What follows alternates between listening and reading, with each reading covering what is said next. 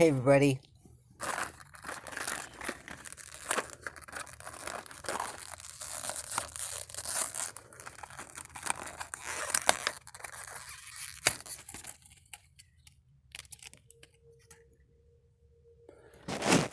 On today's video, I'm going to be just discussing things that I've been up to while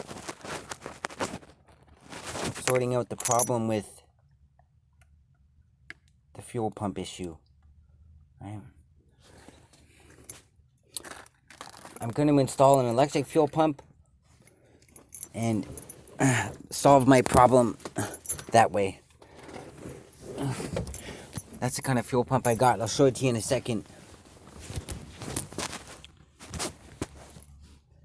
After I put this together. Hey, wait a minute. I don't get it.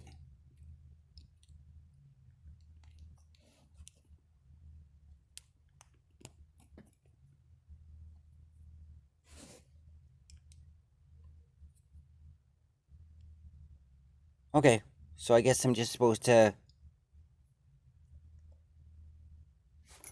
Yeah, snip the wire. Supposed to snip the wire. I'm going to snip the wire. I'm going to tie it in to somewhere around here. This is the wire, the power wire, that's going to the ignition post of the starter switch on the key switch. So when the key switch is, like turned to start the engine, the starter starts the engine, then you let go of the key. In that position, that's like the run or the on position, and that's going to be giving constant power through this 16 gauge wire, through the amp, through the fuse. I'm going to put the fuse up here somewhere, maybe like right here, right? And then I'm going to run the line through the dash over here, down here, underneath this floor piece here, all the way to the back of the car, where this back there. And then it's going to come out somewhere around where these wires come out. And then they're going to be going all the way back to the fuel pump, which I set up this morning.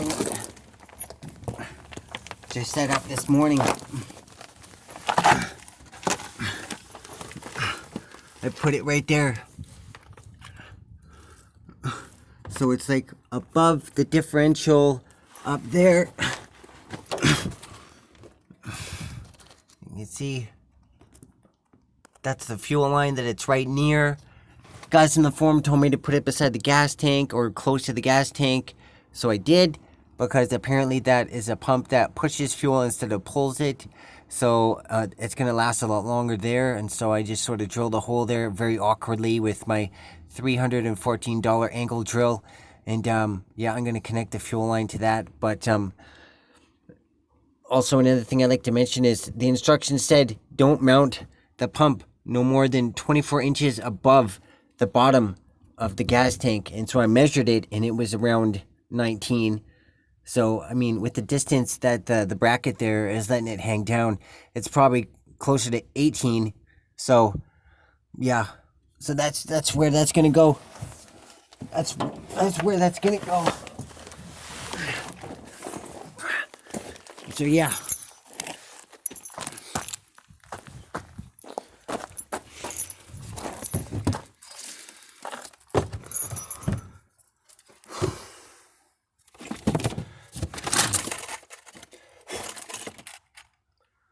Nope, don't need that. Nope, don't need that. I think this might be what I need. One of these. To make that connection.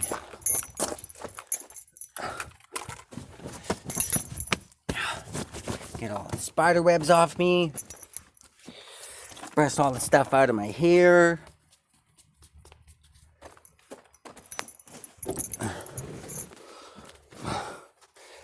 So yeah, all right.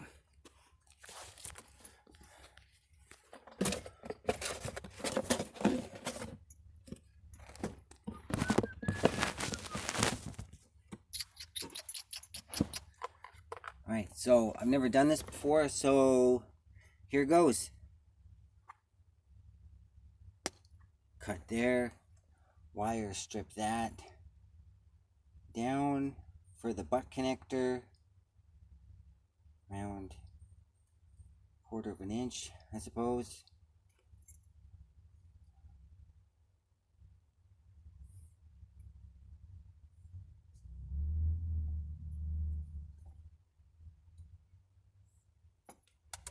Yeah, that side.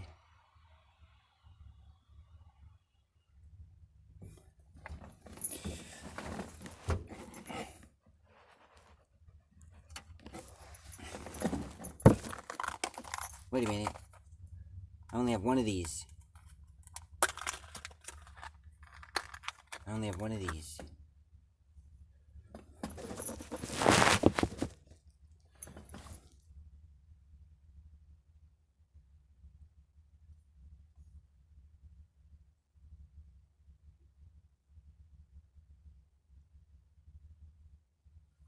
Maybe I should trim that down a little bit more. Just a tiny bit more. Just a tiny bit more.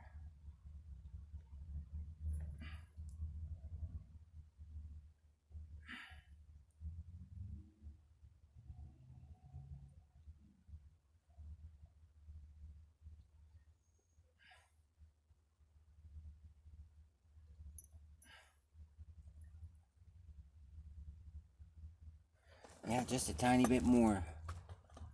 Oh, don't want to forget the shrink wrap. All right. Anyways, so yeah, I'm gonna do that, and I'm gonna put down the phone so I can concentrate on what I'm doing,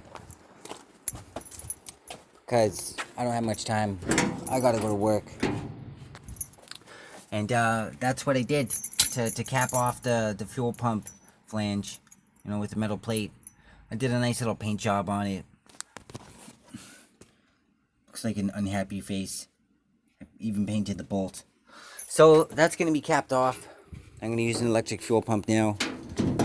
Once I get the lines all set up and stuff like that, I think I might just run it to the jerry can again.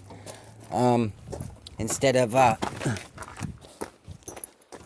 waiting until I get the gas tank cleaned. Because, I just tapped on the gas tank, like a couple seconds ago. And, well, not a couple seconds, but a couple minutes ago. And, the gas tank was sounding very empty. The gas tank was sounding very empty, so I'm very sure that it's been empty for... Here they are. I'm very sure that it's been empty for quite a while, and that means that the gas tank should be cleaned. I should make sure that it's cleaned before I go ahead and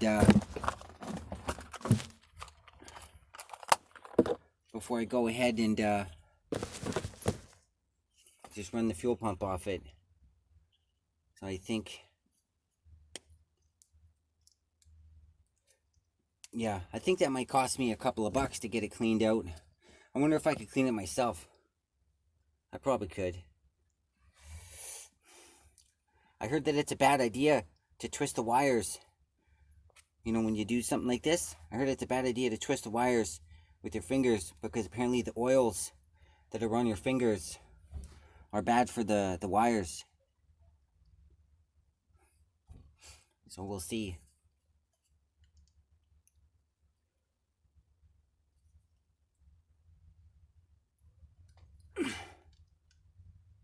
Apparently there's something that you can do that's just called over crimping, which is something I don't want to do. Alright, so there we go. Put the shrink wrap. Oh no! I grabbed the wrong size of shrink wrap. Oh well. I'll sort it out. Okay. Put that back in there. Alright. Okay, so yeah, 1958 AMC Rambler Super part. I suppose this might be 74. Not too sure. When I got this fuel pump, it said in the instruction manual that there's like a fuel filter that's included in it. But I didn't really know that this is actually the fuel filter right there, and I thought that I had to go buy another one. So I went back to the store this morning, and the guy tapped on it. He said, "That's the fuel filter. It's encapsulated, and it just detaches at that point right there." I mean, it doesn't say this is a fuel filter. It says this is a hose clamp. This is fuel line from fuel tank. I guess that's all helpful, but yeah, it would be nice. Would have been nice if they, you know, would have described the new fuel filter is supplied with a pump that is actually like what that is. I think it would have saved me confusion. Anyways, so I hope to get that all sorted out. Maybe do another startup here in a couple of days. I disconnected the light wire from where I had it before at the ignition post in place for the power wire for the fuel pump, because I thought it was more important. And also there was five wires already jammed onto that post, and so I was like, geez, I don't think that's good. I don't know a lot about electronics, but I don't think that's good. Anyways, this is the 3 amp fuse that they described that you should be using in line with the fuel pump. I'm not really sure where I'm supposed to put this, but I'm pretty sure that this would be a good spot. After the power supply going to the fuel pump is where I think I should put this, so that's what I'm going to do. All right. Thanks a lot, everybody. Bye-bye.